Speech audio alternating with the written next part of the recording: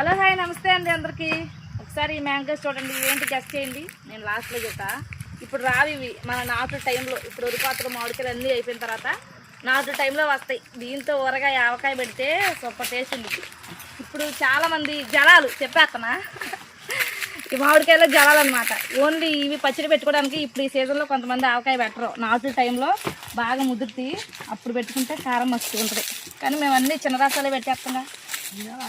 ఇంత ఉంది కాయ, ఈ నెల మొత్తం ఆగాలి, ఇంకా తయారవ్వలేదు ఈ జలాలు. మీకు తెలిస్తే కామెంట్ బాక్స్లో తప్పకుండా కామెంట్ చేయండి.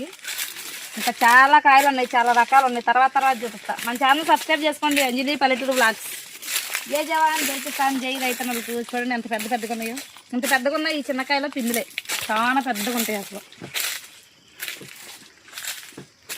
ముక్క కూడా గట్టిగా కొబ్బరి ముక్క ఉన్నట్టు ఉంటుంది కారం పెట్టుకుంటే, ఆవకాయ పెట్టుకుంటే. ఊరగాయగా ఇంత పెద్దకాయ కూడా పెడతారు మరి ఊరగాయ.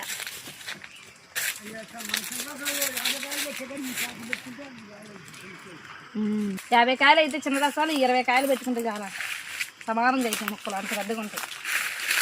ఓకేనా ఫ్రెండ్స్, బాయ్ బాయ్. మరి అందరికి బంగినపల్లి కాయలు కొయ్యాలి, వాళ్ళ ఒక 10 బాక్సులు కోసుకొని వెళ్దామని వచ్చాం.